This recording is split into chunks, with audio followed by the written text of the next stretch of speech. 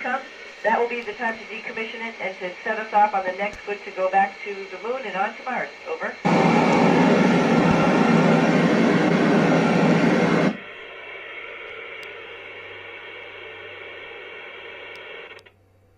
You know, this is a great question. On the microbiology position, I'm not exactly sure, but I will just tell you from my own experience, if you get a cut up here, it seems like it takes a little longer to heal.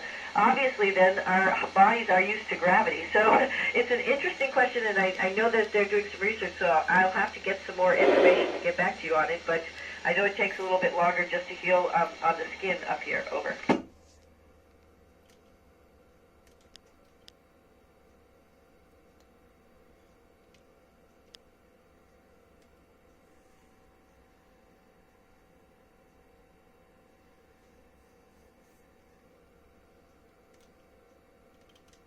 Yes, if we kept our days by the sunrise and sunset, it would be pretty confusing. So we keep our time at Greenwich Mean Time and just keep a normal day. So we work about, or are awake about 16 hours and sleep about 8 hours. So we're in the beginning of our day right now. Over.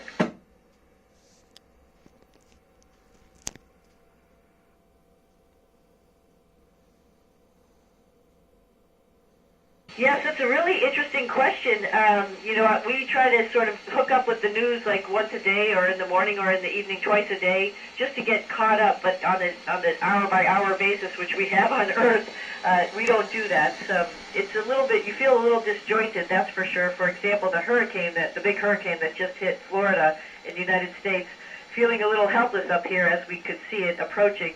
But that's I guess how it goes, and hopefully we'll have some positive influence. Over.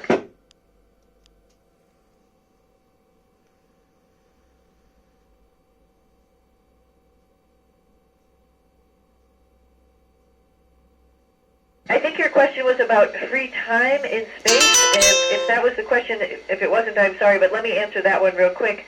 So yes, we do have free time after we work in space up here, and I write a journal. A lot of us take pictures. There's some amazing aurora right now, so we try to see when the auroras, take a quick break and run over to the cupola and take some great pictures. Over.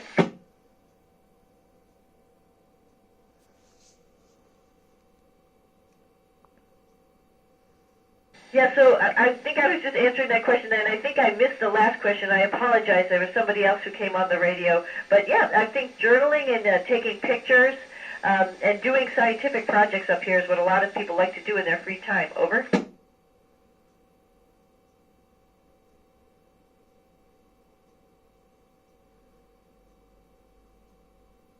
That's another interesting question. Yeah, we work out probably about 2 hours a day to maintain the bone density and the muscle mass with a resistive exercise device, a treadmill, and a bike. So we do a little of everything, a little of both of those activities, aerobic and anaerobic, every day. It's a lot of time. So if there were some other ways that we could maintain our bone density and muscle mass on our long trips to Mars, that would be something that people need to look into and figure out. Over.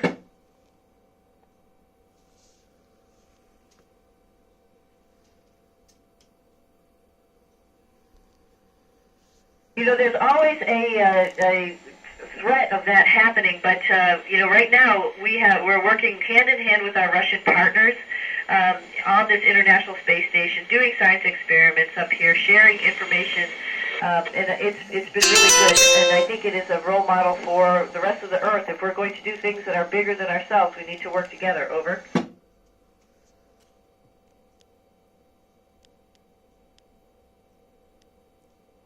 Yeah, I think the strangest and most frustrating, maybe, sensation is losing things. You're just so used to putting things down on Earth, and it would be sitting on a table, fall on the floor or something. Here, you just let something go for a moment, and then it's lost because of air currents or somebody kicking something, and it's a little frustrating at times. Over.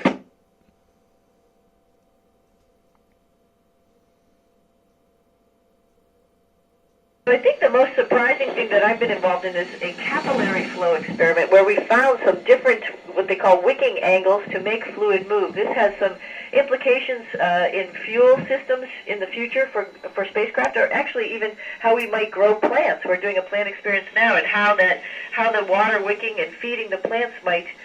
We're learning about that. Over.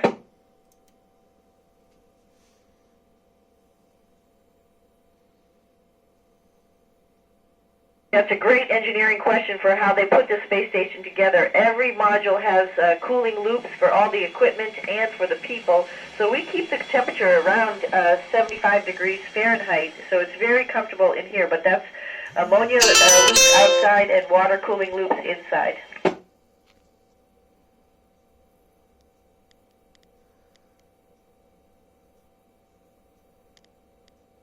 Great question. You know, water is the key to life, right? So we have water up here. We could split it into hydrogen and oxygen, and so that's how we get the oxygen to air in the air that we breathe. And the water that we get is recycled from our sweat and our urine, as a matter of fact. And we do get some fresh water up as well. But we can clean that water and make it into drinking water. Over.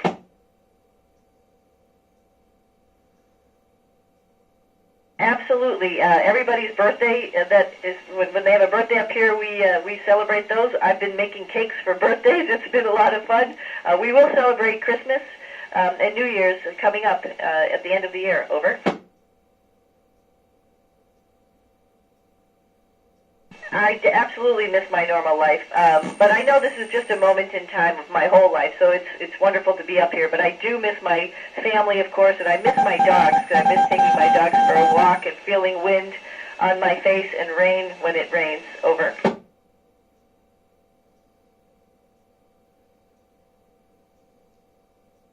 Yeah, you know, it's a closed system, so of course the physical fitness aspect that I talked about earlier is one of the things. So muscle mass, bone density, but also, you know, it's a closed environment, so you could get some type of little, rash on your skin if your body's not used to this closed environment. Our immune system is decreased a little bit because we're living in a closed environment, not with a bunch of other people. So those are things that we have to watch out for. Over.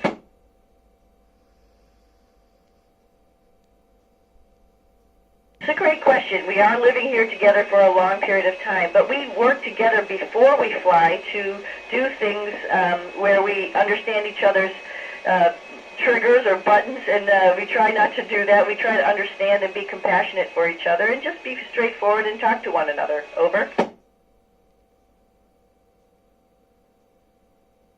So this mission was a little different than usual, but most missions, it's about 2 years to understand the different modules of the International Space Station and train with all the mission control centers. This mission was a test flight, so for this one it was actually about 5 years to understand that brand new spacecraft and also the space station. Over.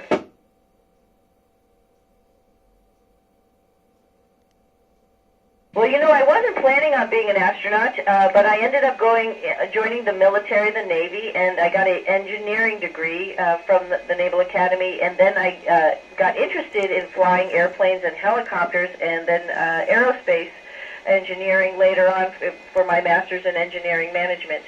That helped me understand how to solve problems and helped me become an astronaut. Over.